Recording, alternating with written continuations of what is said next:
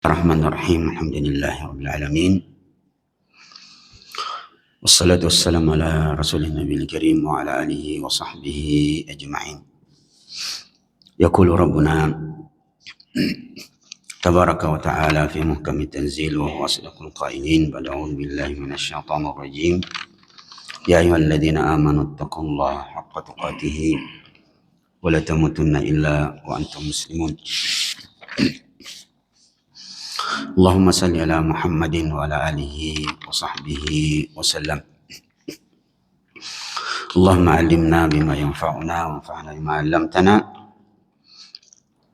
وزدنا علما وارزقنا فهما. السلام عليكم ورحمة الله وبركاته.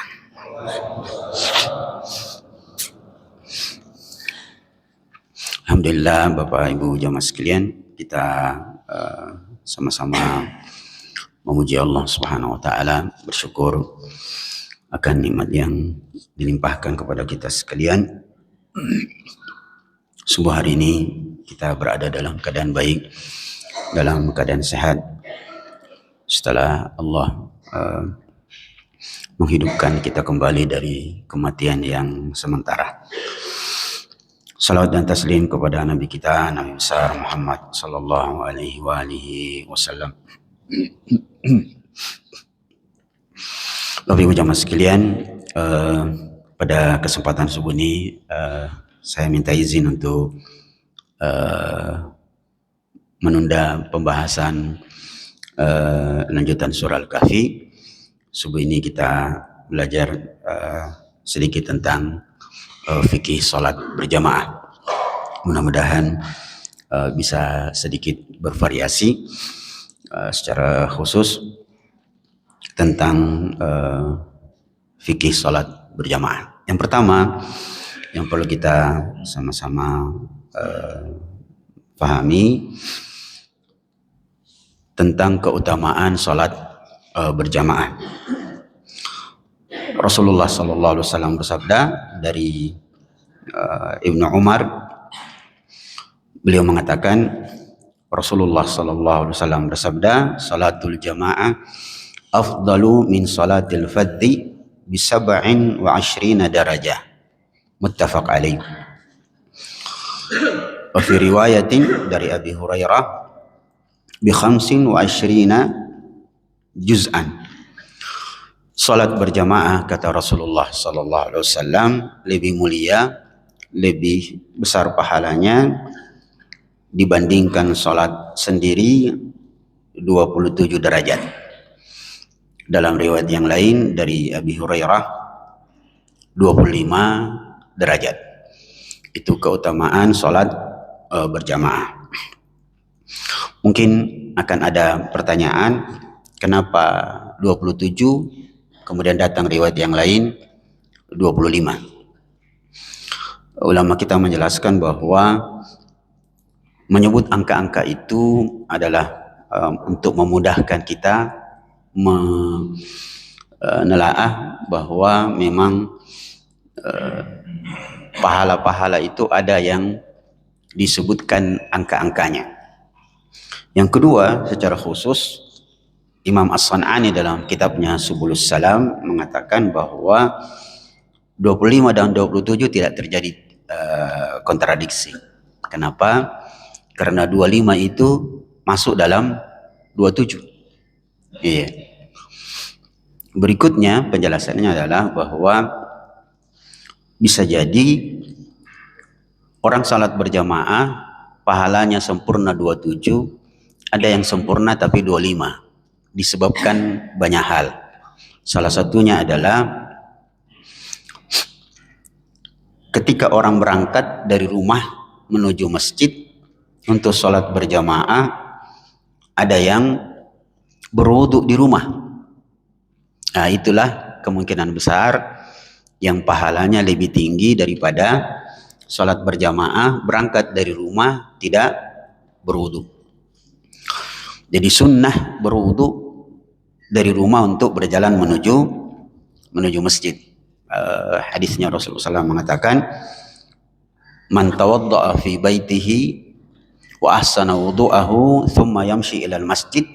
Barang siapa yang berwudu di rumahnya, kemudian dia berwudu dengan baik dan berjalan menuju masjid, maka langkah pertamanya mengangkat derajatnya dan langkah keduanya menghapuskan dosa-dosanya. Ya, jadi ini sesuatu yang sangat familiar kita dengar. Itulah sebabnya orang-orang dulu suka kalau rumahnya jauh dari masjid. Maksudnya jaraknya membuat dia melangkah dengan langkah yang banyak. Ya. Kalau anak-anak itu rata-rata tidak mau berwudu di rumah, nanti di masjid baru berwudu. Ya, termasuk anak saya, dan beberapa kali saya tegur. Kalau saya ajak, mau sholat di mana nak? Sama Abi atau sama di belakang? Dia bilang sama-sama Ki. Ayo cepat. Dia langsung ambil jubahnya atau sarung, dia gulung-gulung sama songkoknya. Ternyata saya bilang, kenapa tidak berwudu dulu? Ya, ayo Bi, nanti di masjid. Ternyata dia mau main-main dulu di masjid. Ya, nanti qomat baru dia masuk. Di sini juga memberikan petunjuk bahwa ya cuma anak-anak yang melakukan itu. Ya. Bukan Pak, bercanda. Artinya sangat afdal kita berwudu dulu, kemudian berangkat ke masjid. Dan banyak hadis-hadis tentang menuju masjid itu berwudu dulu. Sama dengan ibu bapak yang pernah ke Tanah Suci, itu pasti tour leadernya atau mutawifnya sebelum ke Masjid Kuba itu disuruh berwudu dulu supaya sempurna pahalanya. Sebab Rasulullah mengatakan, siapa yang berwudu di rumahnya lalu dia melangkah menuju Masjid Kuba dan sholat 2 rakaat di sana, maka pahalanya sama dengan pahala haji dan umroh. Dalam riwayat umroh. Itu Bapak serta saudara sekalian, penjelasan berikutnya 25 dan 27 itu bisa berbeda. Selain masalah wudhu tadi adalah konsentrasi berjalan menuju masjid. Ya. Dan ternyata konsentrasinya orang menuju masjid itu cukup dipengaruhi oleh berwudhu. Kalau kita berjalan menuju masjid sudah berwudhu biasanya lebih konsentrasi dibandingkan belum berwudhu. Kenapa? Yang belum berwudhu itu masih membuka peluang untuk dirinya untuk bisa bersalaman dengan siapa saja. Ya. Adapun orang berwudhu pasti dia jaga, sudah ke berwudhu. Ya. Cuma ada gaya baru-baru ini diparodikan orang tentang berwudhu. Ya kan, Imam Syafi'i mazhabnya itu bersentuhan dengan perempuan sekalipun dengan istri itu batal wudhu. Diparodikan orang. Itu orang menisbatkan kepada Imam Syafi'i. Akhirnya ada ibu-ibu memparodikan, disalami sama orang, mau disalami sama orang, dia tarik tangannya. Tidak boleh. Kenapa Bu? Kan sudah wudhu. Sudah wudhu. Disalami lagi, dia tarik tangannya. Kenapa tidak mau salaman? Kan sudah wudhu. Sekali itu bapak-bapak kan, nah tarik uang 100.000 di kantong nah. Salam. Ayo, langsung pegang. Masalahnya, loh kok mau? Kan tadi bilangnya sudah berwudhu, kan bisa wudhu lagi. Itu. Sekali lagi bahwa 27 dan 25 kemungkinan seperti itu penjelasannya. Berikutnya tentang hukum sholat berjamaah. Jumhur ulama, Imam Syafi'i, Imam Malik dan Imam Abu Hanifah itu berpendapat sholat berjamaah hukumnya, ini biasanya yang dimaksud laki-laki. Sholat berjamaah bagi laki-laki hukumnya sunnah muakkadah. Berdasarkan hadis yang kita sebut tadi, kemudian hadis yang lain tentang pengembala kambing. Rasulullah mengatakan, Allah merahmati pengembala kambing yang berada di tengah kerumunan gembalaannya, terus datang waktu sholat, dia pun mengumandangkan adzan dan dia sholat sendiri. Itu menjelaskan bahwa pengembala kambing itu tidak pergi ke masjid, tapi dia sholat sendiri. Inilah yang dipakai dalil tentang hukum sholat berjamaah bagi laki-laki adalah sunnah muakkadah. Imam Ahmad berpendapat bahwa sholat berjamaah itu bagi laki-laki wajib dengan beberapa hadis yang perlu kita sebut. Pertama, Rasulullah mengatakan, "Walladzi nafsi biyadihi laqad hamamtu an amura bihatabin fayuhtatabu thumma amura bis salati fayu'adzan laha thumma amura rajulan fayumman nas thumma ukhalif ila rijalin la yash'uruna as-salah fa uharrik alaihim buyutahum." Rasulullah sampai bersumpah, demi Allah, sungguh saya sangat berkeinginan, jadi seandainya boleh, ya, saya ingin membawa kayu bakar bersama beberapa orang, kemudian saya suruh orang lain untuk mengumandangkan azan, lalu memimpin sholat, lalu saya mendatangi rumah-rumah orang kaum muslimin yang tidak mendatangi azan masjid untuk sholat berjamaah, lalu saya membakarnya, ya, membakarnya. Jadi ini menjadi dalil sholat berjamaah bagi laki-laki hukumnya wajib. Hadis yang lain yang sangat jelas adalah seorang sahabat yang buta mendatangi Rasulullah sallallahu alaihi wasallam lalu meminta keringanan. Dia mengatakan, "Wahai Rasulullah, saya ini buta dan kadang-kadang tidak mendapati orang yang bisa menuntun saya menuju masjid. Apakah saya mendapatkan keringanan untuk tidak berjamaah di masjid?" Rasulullah mengatakan, "Na'am, boleh." Sayangnya setelah pulang baru beberapa langkah orang itu dipanggil lagi, "Sini sebentar. Tabe. Hal sami'tan nida? Kita dengar je suara azan." Dia bilang, "Iya." "Na'am ya Rasulullah." Maka Rasulullah mengatakan, "Ajibin nida." Jawab panggilan azan. Maksudnya datangi masjid. Ya.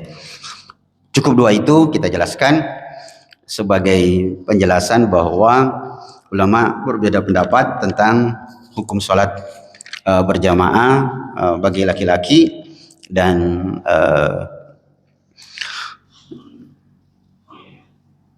sebagian ulama mengatakan wajib dan sebagian mengatakan tidak. Cuma ada ini sebagai tambahan saja, Bapak Ibu jamaah sekalian, ada ulama Ustadz kondang di Indonesia ini cukup bagus caranya menjawab, luar biasa.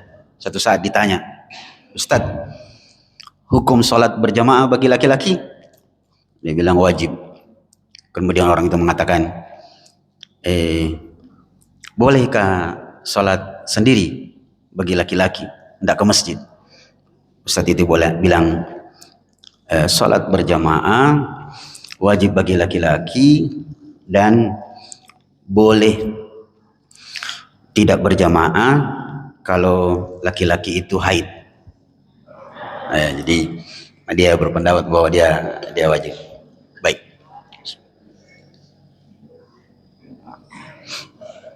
Jadi kalau haid boleh katanya.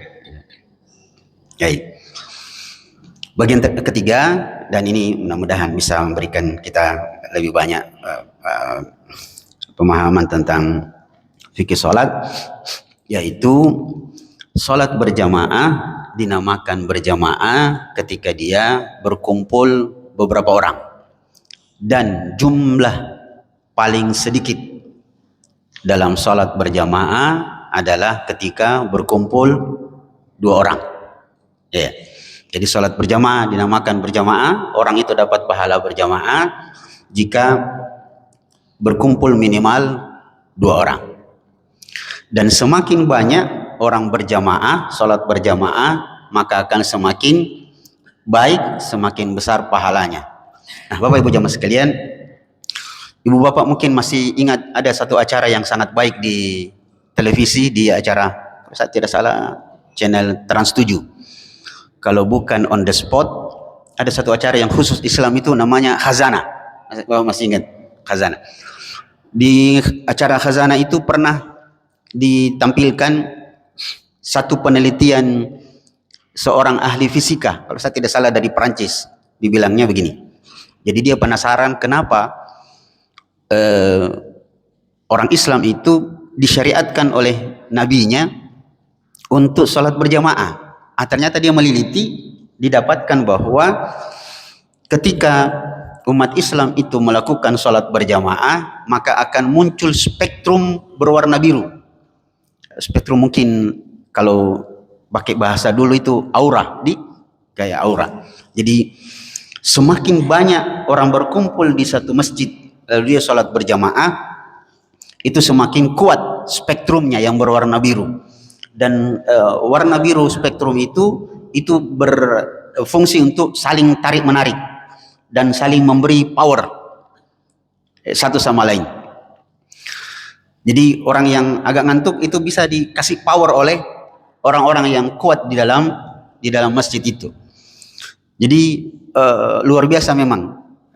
Semakin banyak, semakin kuat spektrum berwarna biru itu. Dan semakin kuat psikologi orang-orang yang berada di tempat itu, orang berjamaah itu. Itulah mungkin selain sisi pahala dalam agama kita, dampak psikologinya memang sering kita dapati pada diri kita sendiri, bisa kita dapati itu Pak Ibu.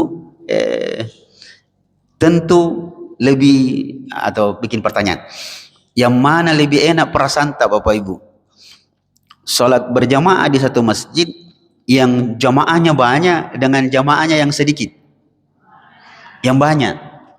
Saya pernah beberapa kali temukan orang, saya pernah pergi mau sholat tarawih, mengisi ceramah tarawih di satu masjid, tidak apa-apa saya sebut, di daerah Perumnas, tapi daerah Todopuli. Kan Todopuli dekat, di luar itu PLN, daerah Tasening itu. Saya mau masuk, di jalan itu saya lihat orang banyak yang keluar dari lorong-lorong setapak masjid, kompleks itu, keluar menuju, ternyata arahnya menuju masjid PLN. Ada satu orang yang saya temui, saya kenal, kenapa orang-orang pada keluar Pak, kan masjid dekat situ. Dia bilang, Ustaz, enak memang sholat di situ banyak orang, baru enak lagi banyak Yasena dingin. Ya, bilang dalam hati, jelas itu ya ke PLN, biar puar kayak Yasena, tidak masalah. Dia bilang, bagus Ustaz, bagus tongi penceramana, baru banyak orang. Itu memberikan petunjuk bahwa hukum asalnya kita itu, tabiat kita dan psikologi kita. Kalau orang Makassar bilang, bajing mantongnya punya suara lagi. Enak dirasa kalau ini. Bahkan ada Pak, bapak-bapak, saya pernah ngobrol dengan dia. Kenapa orang lebih ramai di sini Pak sholat daripada di situ? Kiliam itu Ustaz. Banyak penjual-jual di sini.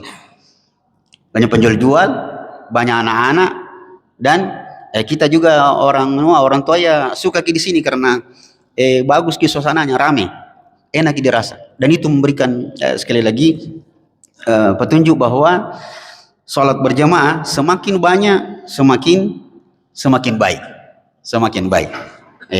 Dan tentu pahalanya semakin banyak. Dan yang paling banyak mendapatkan keuntungan pahala dari sholat berjamaah yang jumlah jamaah di masjid itu banyak adalah muazzinnya. Nanti kita bahas secara khusus bahwa yang paling banyak mendapatkan pahala di satu masjid, semakin banyak jamaahnya, semakin besar pahalanya adalah muazzinnya. Disebutkan dalam hadis, semakin jauh suaranya muazzin dan semakin banyak yang memenuhi panggilan muazzin itu, semakin besar pahala muazzinnya. Sampai-sampai dibahas secara rinci yang mana lebih besar pahalanya, muazzin atau imam. Dan lebih banyak ulama mengatakan yang lebih banyak pahalanya dan besar pahalanya adalah muazzin dibandingkan imam. Imam yang banyak tanggung jawabnya. Tersenyum Pak Imam. Bagian terakhir supaya nanti sisanya kita diskusi.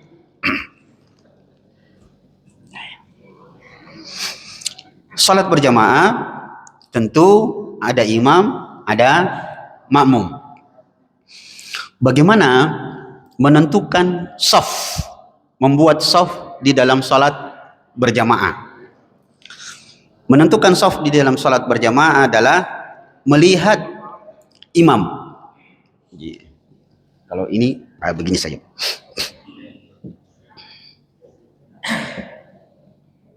Jadi kalau ini imam, Bapak Ibu jamaah sekalian, maka orang pertama yang berdiri di belakangnya adalah berposisi tepat di belakang imam, bukan mengambil sisi kanan. Yang mengambil sisi kanan itu mungkin salah paham dengan hadis bahwa sebaik-baik saf adalah saf pertama dan sebelah kanan. Itu bagian kedua. Jadi saf pertama, orang pertama yang berada di belakang imam itu persis di belakang imam. Bagaimana dengan perempuan? Perempuan juga itu pertamanya adalah mengikuti orang pertama di belakang imam. Jadi orang cuma kan nanti kecuali masjidnya darurat, karena ada masjid yang bagian perempuannya di setengah saja ini. Itu kalau darurat. Tapi kalau yang umum, kalau seperti ini dia posisinya pas tengah, maka perempuannya juga berada pas di belakang orang pertama. Nanti orang kedua dari posisi makmum ini barulah mengambil sisi kanan. Itu pun bukan berarti kanan terus. Isi sebelah kiri Pak, isi. Bilang Ustaz, ada hadisnya yang sebelah kanan kan. Akhirnya apa yang terjadi? Julai, bahasa Indonesia julai. Tidak seimbang begitu dia terus. Maksudnya ke kanan, tetapi ketika kiri kosong diisi sebelah kiri. Tidak mau jasa Ustaz. Pokoknya kanan terus. Tidak, itu Tommy dalek orang yang pertamanya di situ. Maka seperti itu. Dan diusahakan Bapak Ibu jamaah sekalian, jangan sampai ada anak-anak di belakang imam. Kenapa? Ya, hukum asalnya dalam fikih itu 3 orang di belakang imam adalah orang dewasa yang mengerti tentang fikih sholat. Karena kalau terjadi sesuatu, ya orang di belakang inilah yang akan bertanggung jawab. Makanya di kampung-kampung itu dia larang orang yang anak-anak itu berdiri di belakang, tidak mau, dia marah. Bahkan saya kalau ada masjid tidak terlalu jauh dari sini Pak, kira-kira masuk di kompleks, ada bapak-bapak di situ, itu kalau sudah mau qomat, dia akan berdiri dekat di belakang sini, pas di belakang imam ini dia akan berdiri, ya dia minggir sedikit, terus dia jagai orang yang datang di belakang imam. Kalau ada orang yang datang di belakang imam, sekalipun dewasa, tapi bajunya baju tidak rapi, dia usir. Dan pernah satu kali hampir terjadi perkelahian, dan saya ada di situ. Saya berdirinya ketika mau qomat, saya agak di belakang. Saya sudah mau melangkah maju, tiba-tiba ada bapak-bapak pakai baju kaos oblong, maju ke depan, langsung dihantam pakai sajadah sama itu bapak. Mundur. Itu bapak bingung, sedikit agak emosi saya lihat wajahnya. Tapi kenapa Pak? Memang kau bajumu. Nah, jadi bapak itu memang berprinsip bahwa betul-betul orang mau pergi sholat itu pakai baju yang bagus. Ini pakai baju kaos oblong. Jadi saya putus sampai di situ saja. Jadi ini yang pertama. Kemudian di belakang perempuan juga persis ke belakangnya, lalu mengatur softnya. Itu yang pertama. Nanti orang berikutnya di sebelah kanan. Berdasarkan hadis Nabi SAW, afdalus sufuf ar-rijal as-sufuful uwal. Atau kama qala sallallahu. Sebaik-baik saf adalah saf pertama. Dalam riwayat yang lain, khairus sufufi as-saffal awal. Sebaik-baik saf adalah saf pertama. Kenapa yang tadi disebut saf pertama? Itu memberikan petunjuk kalau masjidnya besar. Masjidnya besar, maka saf 1, 2, dan 3 itu masuk dalam golongan saf pertama. Itu untuk saf laki-laki. Sebaik-baik saf laki-laki yang pertama, dan sebaik-baik saf Perempuan adalah yang paling terakhir. Seburuk-buruk saf pertama, saf laki-laki adalah saf terakhir, dan seburuk-buruk saf perempuan adalah saf yang masih ada sambungannya, Bu, masih ada sambungannya. Seburuk-buruk saf perempuan adalah yang pertama. Itu kalau dia langsung menyambung dan tanpa hijab. Ini kan pakai hijab juga sholatnya. Iya, insyaallah. Dari kan ditutup ji. Jadi jangki juga di belakang. Kita pun di depan, Bu. Di depan maki kita, Bu. Nggak jadi sambayan itu. Itu cuma memberikan penjelasan bahwa jangan sampai softnya wanita itu terlalu dekat dengan softnya laki-laki. Baik. Itu sholat berjamaah. Bagaimana kalau sholatnya berdua? Kalau sholatnya berdua, kan kita sebut bahwa minimal jumlah berjamaah itu berdua. Kalau ini imam datang berdua, ini imam, di manakah makmumnya? Apakah di belakang? Tidak. Yang benar adalah di sebelah kanan imam.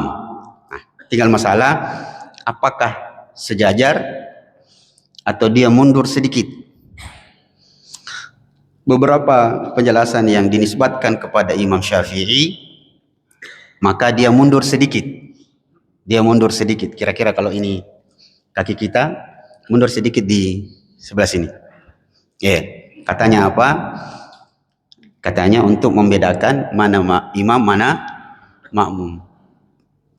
Adapun pendapat yang diperkuat oleh ulama di Saudi Arabia, dan terakhir Syekh Al-Albani mengatakan kalau sholatnya berdua dia tetap sejajar.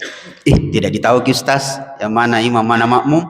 Ditahu ki, karena yang imam itu ya di sebelah kiri makmum, dan makmum di sebelah kanan imam. Kemudian bagaimana kalau suatu saat kita sholat sendiri, terus ada yang datang tapi dia berdiri di sebelah kiri? Apa yang dilakukan oleh imam? Dia menggesernya, kasih isyarat. Jadi isyaratnya begini, jangan begini. Kalau begini kan dia menolak, ditekan tangan, seperti yang diceritakan oleh Usama bin Zaid. Pernah bermalam di rumah Nabi. Ternyata beliau terbangun melihat Nabi sholat tahajud. Maka beliau berdiri di sebelah kiri, Nabi kemudian menggesernya ke sebelah kanan. Dan ini memberikan penguatan bahwa memang makmum di sebelah kanan imam. Jadi menggesernya ditarik. Itu memberikan bukti juga bahwa boleh melakukan gerakan-gerakan tertentu dalam sholat. Digesernya begitu. Terus ditaruh sebelah kanan. Dan di sinilah memberikan bukti perlunya kita selalu ada dialog. Saya sendiri pernah ada orang marah-marah ke saya, tapi cuma tidak bilang langsung. Jadi saya sholat sendiri, terlambat, sholat sendiri, tiba-tiba ada yang datang, tapi di sebelah kiri. Terus saya kasih begini tangan saya, dia ternyata mundur, dia kiranya saya tolak. Akhirnya dia sholat sendiri di belakang. Saya tidak tahu, saya awalnya sholat seperti biasa. Setelah sholat, bapak itu pulang. Saya mau tegur ngobrol sama beliau. Ternyata orang-orang bilang, marah-marah tadi itu bapak kok Ustaz. Aku bilang, kenapa Pak? Dia bilang, yang janggo-janggo ka, sumpah dia ke sambayan ribu ko natolak ka. Marah-marahin.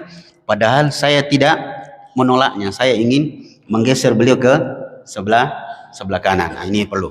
Nah sekarang sedikit lagi Bu, nanti kita dialog yang lain.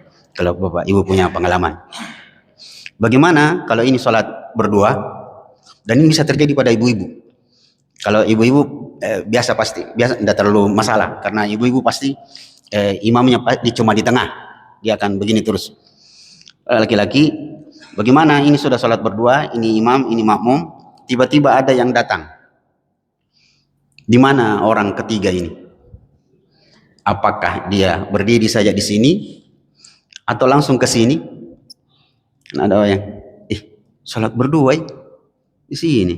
Akhirnya dia langsung datang, berdiri juga di sini. Bagaimana kalau itu terjadi? Kalau itu terjadi, Pak Imam memberikan isyarat untuk mereka mundur. Kalau mereka tidak tahu, kasih kopi apa anjir, Imam. Ya, bisa jadi mereka bicara apa? Seperti cerita, masih ingat ceritanya Pak Kiai Zainuddin MZ almarhum. Beliau bilang ada 3 orang sholat di satu musola yang sudah rapuh, ya itu. Tiba-tiba sholat bertiga, 2 imam, satu imam 2 makmum, tiba-tiba jatuh tikus lewat. Yang di belakang bilang, tikus. Ayo batal ke sholatnya. Yang kedua bilang, wih, kalau sembahyang orang tidak boleh bicara. Nah bilang imam, untungnya saya tidak bicara. Sudah habis. Dan itu sepertinya bukan cerita di karang-karang, biasanya ada betul. Ya, sebentar saya cerita tentang yang terjadi baru-baru terjadi di Unismu. Jadi ini digeser. Kalau tidak, yang berdua ini tidak paham, maka imamnya yang maju. Ya, kalau memang masih ada space di depan. Maka ini Bapak Ibu jamaah sekalian, ya, beberapa yang perlu kita jelaskan tentang fikih sholat berjamaah. Nanti insya Allah kelanjutannya siapa tahu ada yang perlu kita diskusikan. Sebelumnya yang saya janji tadi, kisah yang terjadi di Unismu baru-baru saya diceritakan sama teman di tempat mengajar. Jadi ada imam sholat duhur, di rakaat kedua harusnya tasyahud, bangkit imamnya sempurna, yang di belakang ngotot, subhanallah, subhanallah, tidak bergeming imam karena dia tahu beliau bukan orang sembarangan, tidak bergeming, dia tetap sholat. Tapi karena ribut di belakang, subhanallah, subhanallah, langsung balik Pak Imam, woi apa aku salah? Nah itu karena sudah ini, beliau ingin memberitahu kepada jamaah, itu dibilang kalau ada pengajian tinggal kok supaya bisa belajar. Ini kalau dipanggil duduk di taman-taman sorga malah pergi. Jadi kalau ada pengajian duduk kok Pak Nasai. Nah itu maksud beliau. Jadi ini sekira sebagai pengantar saja. Semoga bermanfaat. Sisanya kita diskusi, siapa tahu ada pengalaman Bapak yang bisa dibagikan. Wassalamualaikum warahmatullahi wabarakatuh. Iya, Pak. Oh, ibu-ibu saja dulu. Baik, kasih.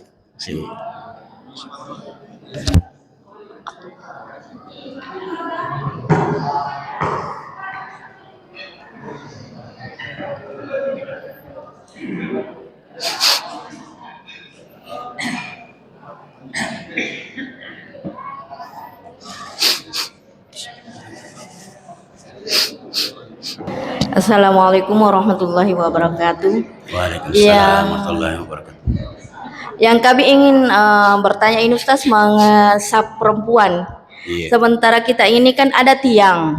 Saf kan lebih bagusnya tidak terputus. Maka bagaimana pendapat Ustaz? Kiranya kita ini di saf yang di belakang karena ada 2 tiang ini yang memutuskan safnya kita. Kedua, kadang jamaah belum full di depan, dia sudah bikin saf di belakang. Itulah yang kami ingin tanyakan Ustaz. Assalamualaikum warahmatullahi wabarakatuh. Waalaikumsalam warahmatullahi wabarakatuh. Yang pertama bahwa Tunggu saya lagi Pak. Ulama kita mengatakan, ulama terakhir kontemporer, salah satunya Syekh Al-Albani mengatakan, jika tiangnya itu terlalu agak dekat, kalau dia agak dekat, maka sebaiknya tidak sholat di antara tiang secara berjamaah. Tapi kalau dia misalnya lebar agak jauh, maka tidak mengapa, terutama jika sholat berjamaah dan banyak orang. Kalau jumlahnya banyak, maka tidak ada jalan lain kecuali berdiri di antara soft itu, maka tiangnya tidak memutus soft.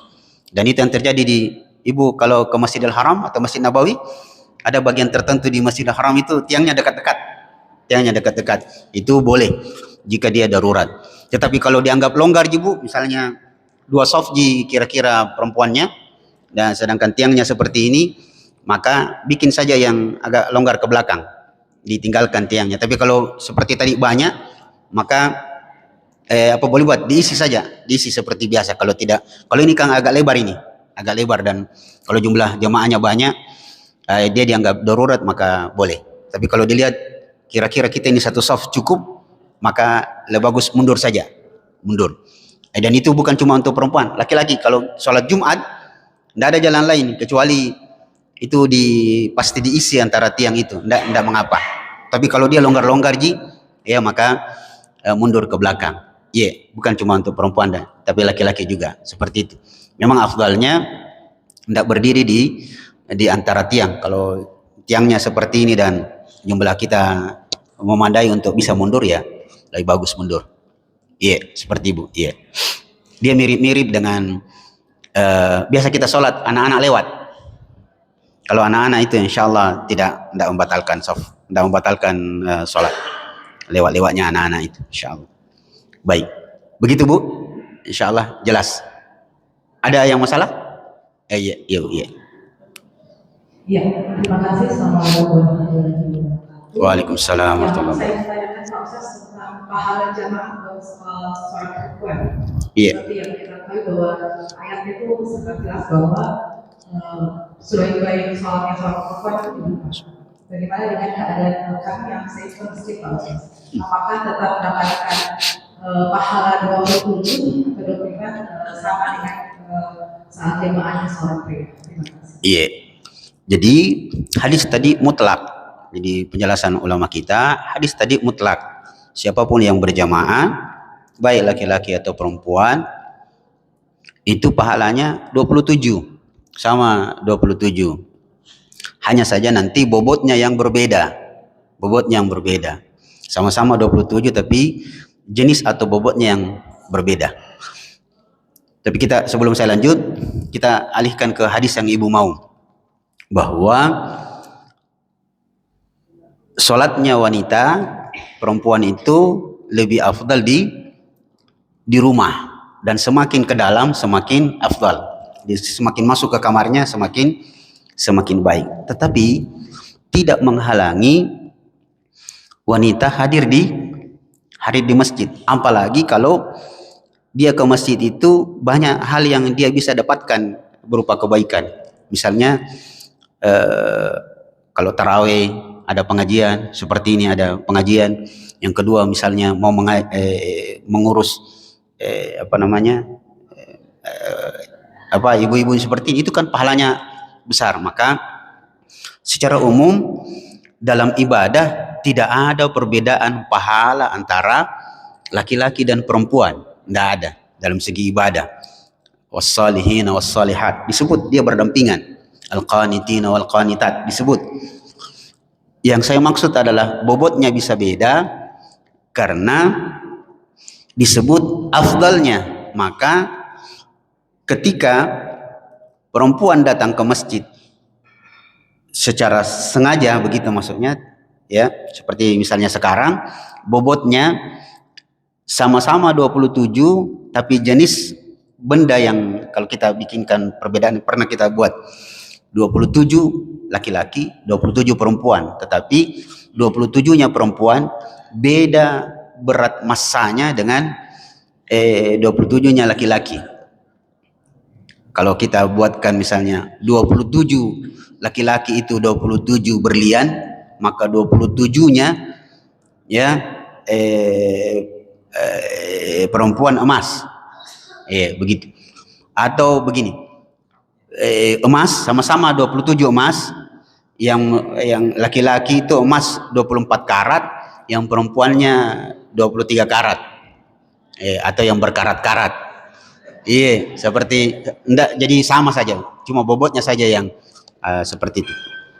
Apalagi memang saya mengingatkan ada satu masjid belum lama, kira-kira setahun yang lalu, saya datang di masjid, itu pengurus masjidnya bilang, ceramah dulu tentang salat berjamaah Ustadz, dan nanti singgung tentang perempuan. Aku bilang, maksudnya?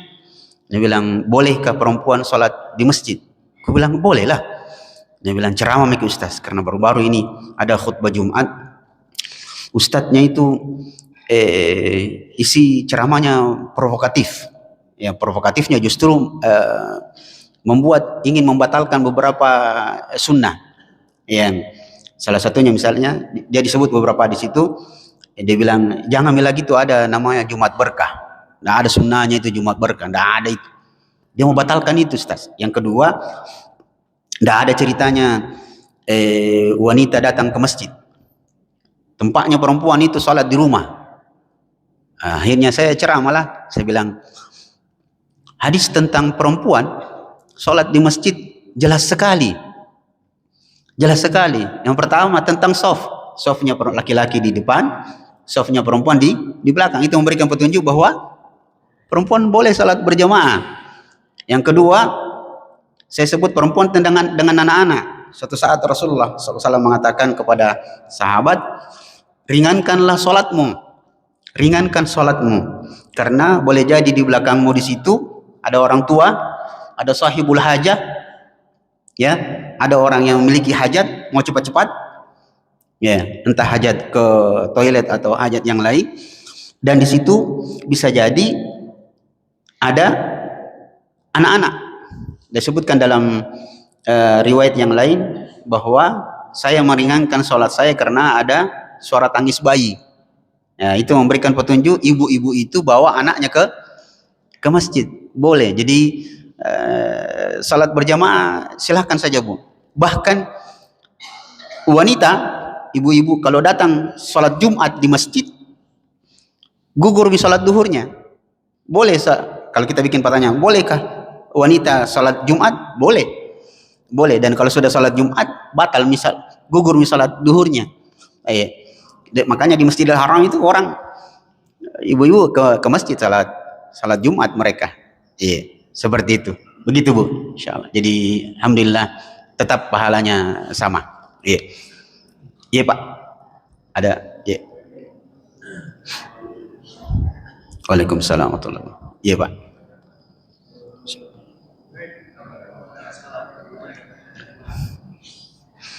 Iya, Pak.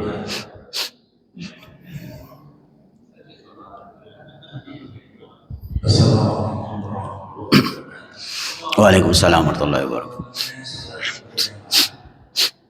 Apakah derajatnya sama antara sholat jamaah di rumah, di kantor atau di pasar, sama derajatnya di masjid? Iya.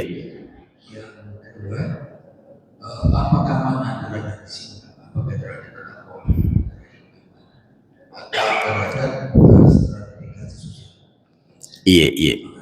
Assalamualaikum warahmatullahi wabarakatuh. Waalaikumsalam warahmatullahi wabarakatuh. Apakah sama sholat berjamaah pahalanya sholat berjamaah di masjid dan di tempat lain? Sama 27, mirip jawaban tadi. Sama-sama 27, cuma lebih afdal ketika sholat berjamaah itu di masjid. Ya. Jadi disebutkan dalam beberapa riwayat sholatnya orang berjamaah, ya, lebih baik di masjid dibandingkan dia sholat di rumahnya, bahkan disebut di pasar. Itu artinya boleh sholat berjamaah di mana saja, di masjid, di rumah, di pasar. Bahkan sekarang di pasar masjidnya bagus masjid di pasar sekarang. Maka sama-sama 27, cuma tentu bobotnya atau benda yang kalau diperbandingkan berbeda. Lebih baik ke masjid. Sebagai tambahannya, kalau sholat berjamaah di rumah, apakah perlu azan atau langsung qomat? Ya, Pak, ya. Kita kumpul di rumah ini, habis arisan misalnya, ya, Bapak bilang, luas di rumah ini, Pak, masjid juga jauh, di sini kita berjamaah. Nah, apakah sholat berjamaah yang akan kita lakukan di rumah ini atau di kantor yang masjidnya jauh langsung iqamah atau butuh adzan? Itu dibahas oleh ulama. bahwa kalau dia bisa adzan maka dia adzan untuk menunjukkan bahwa dia mau sholat berjamaah, karena hukum asalnya sholat itu ya pakai adzan. Sebagian orang mengatakan dia cukup dengan iqamah, dan iqamah wajib. Kenapa adzannya tidak wajib? Karena dia bisa terwakili oleh adzan masjid yang dia tidak jauh dari rumahnya itu, yang dia dengarkan suaranya sebagai penanda masuknya waktu. Nah, apakah perempuan, kaum ibu-ibu yang berkumpul harus ada adzan? Tidak. Bahkan iqamah pun dibahas. Apakah kumpulan ibu-ibu di satu rumah ketika mereka mau sholat iqamah? Nah, sebagian orang mengatakan dia iqamah tapi suara yang kecil, selama tidak ada laki-laki yang bisa mewakili dia untuk memimpin sholat atau mengumandangkan adzan. Iya Pak. Satu pertanyaan tadi, ya, derajat yang dimaksud, derajat itu kalau pakai bahasa orang sekarang pakai poin, 27 poin dibandingkan salat sendiri yang cuma 1 poin. Bukan derajat kau derajatnya orang ningrat, bukan. Jadi dia poin, tingkatan-tingkatan itu. Dia 27 poin lebih tinggi daripada salat sendiri.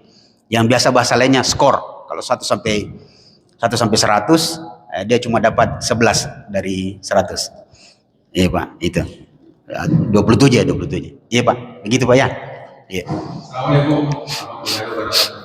Waalaikumsalam. Iya Pak. Memang ada salah satu hadis yang kata masalah di masjid itu masjid. Iya Pak, iya. Orang buta saja disuruh ke masjid, apalagi orang yang sehat. Iya Pak. Ya.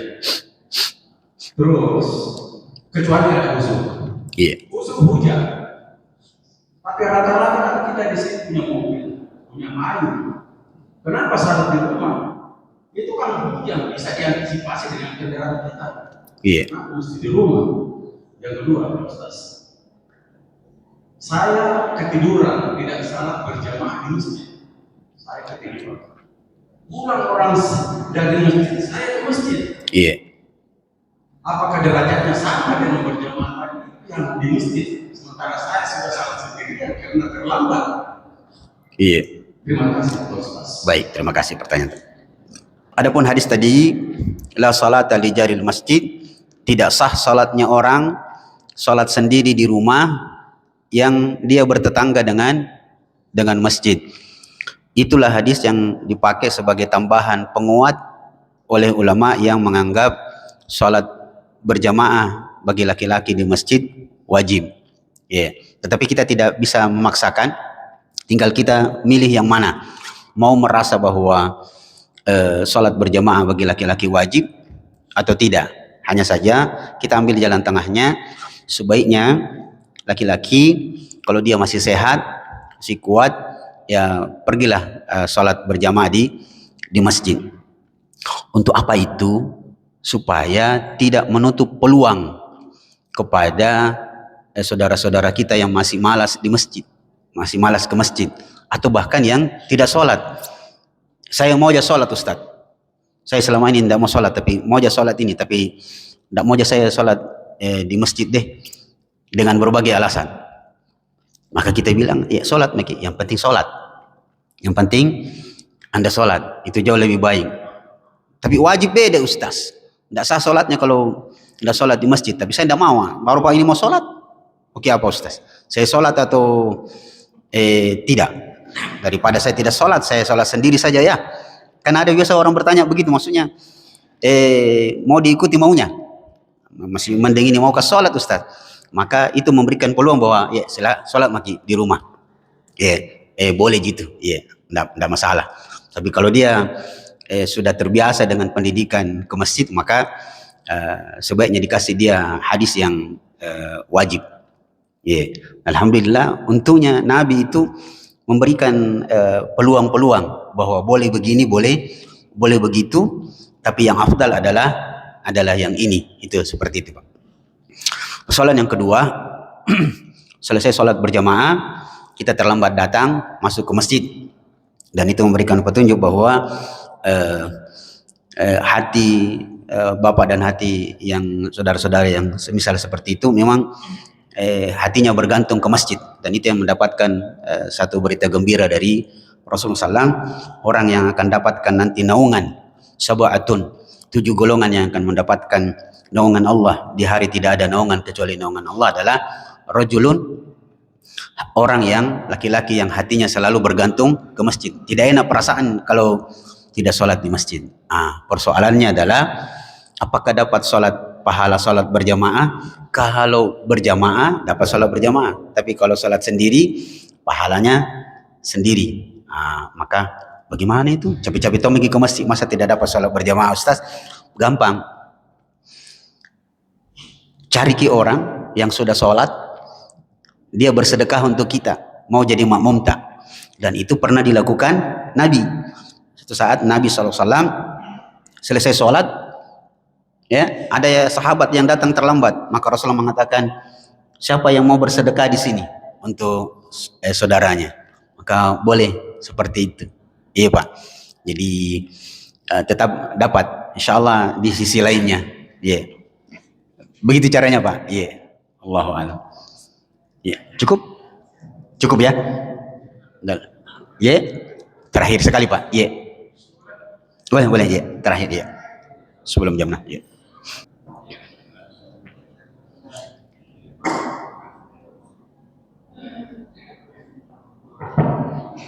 Assalamualaikum warahmatullahi wabarakatuh. Waalaikumsalam warahmatullahi wabarakatuh. Yang pertama tadi ketika sholat duha sendiri kemudian diadakan berdiri sebelah kiri, boleh imam kasih isyarat supaya kita di kanan. Iya Pak. Itu berarti kan berjalan. Iya. Nah, apakah harus takbir ulang atau tidak perlu takbir? Berarti kalau dalam sholat itu berapa langkah yang dibolehkan untuk berjalan ketika itu ada yang meriwayatkan. Iya. Kemudian terkait juga dengan itu, kalau misalnya di samping kita ada anak-anak, kemudian bergoyang, berarti kan kita juga bisa menegur dengan tangan. Iya. Kalau seperti itu. Kemudian makmum ini bolehkah menjelaskan suaranya pada saat mengikuti bacaan imam? Karena terkadang kita sebetulnya terganggu di sampingnya ketika ada makmum yang ikut menjelaskan suaranya, kemudian kedengaran oleh kita. Mungkin juga yang selanjutnya akan sudah berulang ketika bersih kemudian ada yang perlu ditutup dengan tangan kanan waktu bersih. Kita di sampingnya ini pasti terganggu nanti pada saat selesai sholat ini pasti berselamat. Bagaimana menyikapi supaya tidak Baik, bismillahirrahmanirrahim. Yang pertama, ketika kita sholat seperti yang digambarkan tadi, maka boleh, itu menunjukkan bolehnya orang sholat itu melakukan gerakan-gerakan tertentu, boleh melakukan gerakan tertentu yang dibutuhkan jika memang dibutuhkan. Jadi menggerakkan orang atau kita yang melangkah, maka tidak ada masalah. Nabi pernah melakukan, bahkan dalam riwayat Nabi pernah membuka pintu sambil sholat, tapi pintunya di sampingnya, bukan berarti pintunya di belakang sana. Assalamualaikum, baru jalan melangkah baru dibuka pintunya, bukan. Jadi dia tetap menghadap ke kiblat. Jadi boleh. Adapun berapa langkah tidak disebut berapa langkah. Hanya saja memang dinisbatkan kepada ulama Syafi'iyah itu tidak lebih dari 3. Tapi kalau dilihat hadis tentang Abi Bakrah yang melangkah dari belakang sambil ruku, itu langkahnya agak banyak. Jadi kan pernah Nabi ruku, Abi Bakrah itu terlambat, dia sudah menghitung. Kalau saya jalan ke depan, baru bertakbir, ruku, saya ketinggalan ruku. Maka Abi Bakrah itu, Rasulullah ruku, dia berjalan dari belakang. Ya, itu berarti langkahnya lebih dari 3. Jadi kalau ada yang mau melakukan itu suatu saat, pastikan bahwa Anda melangkah dari arah belakang menuju ke depan. Tidak boleh melangkahnya dari situ. Pernah Pak terjadi di masjid kampus di Madinah. Berdebat dua orang, sama-sama terlambat masuk. Yang satu ini dia merasa bahwa dia dapatkan rukunya imam. Memang dia dapatkan rukunya imam. Kenyataannya, sayangnya dia ruku di situ. Begitu imam takbir Allahu Akbar, dia ruku di pintu, baru dia maju ke dalam, maju ke depan. Akhirnya temannya bilang, emang iya kau dapat rukunya imam, tapi kau atrek kok. Atreki Pak di situ masuki ruku baru jalan ke depan. Itu tidak sah. Dia ruku harusnya menghadap ke kiblat, takbiratul ihram, lalu dia maju. Persoalan berikutnya adalah kalau anak-anak yang banyak goyahnya di samping kiri, samping kanan kita, bolehkah kita melakukan gerakan isyarat untuk dia bisa diam? Boleh. Dalilnya adalah Nabi pernah sholat, cucunya itu ada di belakangnya, beliau melakukan gerakan-gerakan. Jadi ibu sholat sambil menggendong bayi, boleh. Atau di belakang didengek baru dikasih turun lagi, itu memberikan petunjuk bahwa boleh melakukan gerakan-gerakan tertentu. Ada bagian terakhir Pak, saya lepas. Yang ketiga, yang mengeraskan suara makmum. Ada memang makmum, tapi biasanya anak-anak. Jadi imam baca alhamdulillah, setelah Al-Fatihah ada surah yang dibaca imam, surah pendek yang dihafal sama anak-anak, bicara tongi. Dan juga ternyata ada bapak-bapak. Ada bapak-bapak itu dia bersuara. Suaranya jelas sekali, kedengaran oleh tetangganya. Alhamdulillahirabbil alamin. Alhamdulillahirabbil alamin. Terlalu kedengaran oleh sapinya, itu harusnya dia tahan. Itu sekedar suara yang kayak berbisik untuk dia saja. Kalau agak besar memang mengganggu saudaranya. Yang terakhir tentang bersin, bahwa kalau orang bersin kan itu mengucapkan alhamdulillah, ya Pak ya. Nah sekarang bagaimana dengan bersin di waktu sholat? Di waktu sholat, itu pernah terjadi di zaman sahabat. Dia bersin, dia bilang alhamdulillah, di samping kanannya bilang yarhamukallah. Itu pernah terjadi Pak, pernah terjadi di zaman Nabi, ya sahabat. Maka ditegur oleh Nabi, kalau sholat jangan begitu. Sahabat itu justru mengatakan, saya heran karena semua sahabat yang saya melihat saya itu, ya menatap saya dengan tatapan yang agak sembahyang orang begitu. Maka jika kita sholat tiba-tiba bersin, kalau kita refleks, kita tutup, dia dalam hati alhamdulillahnya, maka Imam Nawawi mengatakan dia tidak mengapa. Mirip ketika ini agak keluar, kalau Bapak tiba-tiba di dalam toilet lagi mandi atau buang air, bahkan tiba-tiba bersin lalu mengucapkan alhamdulillah dan itu refleks, maka dia tidak berdosa. Bahkan ada yang lebih parah sebenarnya dari itu, dan dia boleh. Bapak Ibu kan biasa kan ini masjid biasa ada suara mengaji sebelum ada diputar kasih mengaji di sini Pak. Biasa itu orang karena dia asyiknya mendengar suara mengaji itu, kaset mengaji itu, dia ikuti bacaannya. Karena ada beberapa kalimat di ayat-ayat itu dia hafal. Tiba-tiba dia masuk di toilet. Sementara jongkok lewat itu ayat, dia ikuti juga. Apakah dia berdosa? Kalau dia refleks maka dia tidak mengapa. Kecuali kalau dia sengaja memang sambil jongkok lalu mendengar itu lalu dia baca, itu yang tidak boleh. Nah, bagaimana dengan orang kan kalau bersin dia tutup ininya, kemudian ada di sininya. Bagaimana dengan salamannya? Kita pahami Pak. Kita pahami mau terima atau tidak. Kita pas di sampingnya tadi. Assalamualaikum. Kita pahami, kasih tahu bilang. Lap-lap dulu sedikit. Ya. Tetapi kita mau Pak jaga perasaannya itu orang. Kalau teman tajia, deh. Tetapi satu hal yang perlu kita pahami, itu kan bukan najis. Itu bukan najis. Ya, cuma kan kita merasa jijik saja. Inilah pentingnya kita bedakan. Tidak semua yang menjijikkan najis. Tidak semua yang menjijikkan najis. Saya mau cerita tentang itu Pak. Dan ini tentang kemuliaan.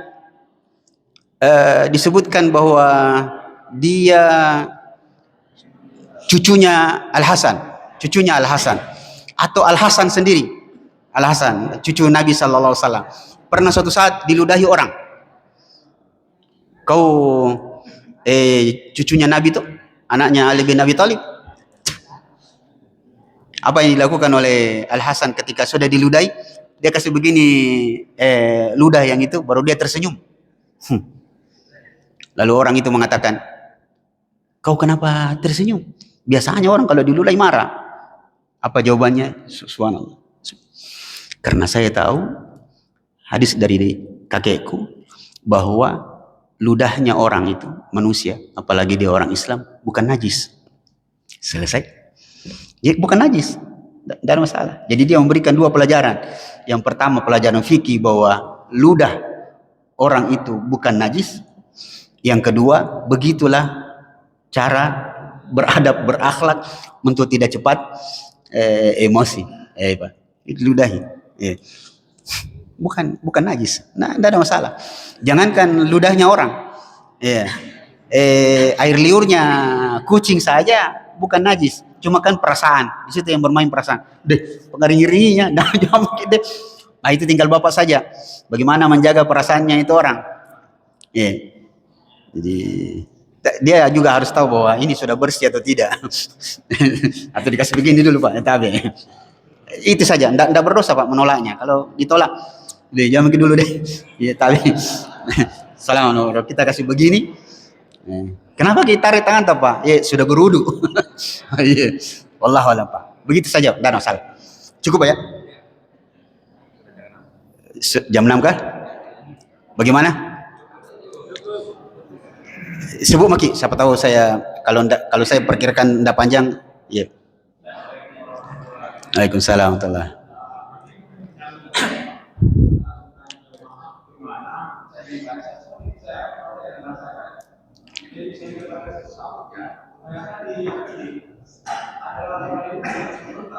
Iya. Ya, anak dia ya. Iya. Bagaimana jemaah seperti saya ini sebenarnya ada dan seperti itu di mana? Karena ini ada sama sekali.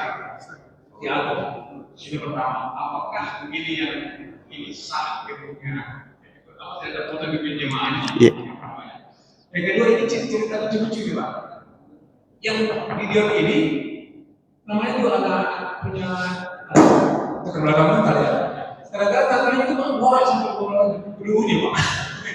Kemudian ya selamat kepada Yosef dewasa yang dikenal. Soal ini saya lihat video yang lucu-lucu itu banyak. Jadi cium itu baunya. Iya. Itu fakta. Yang pertanyaan berikutnya adalah case yang Bapak alami di Indonesia.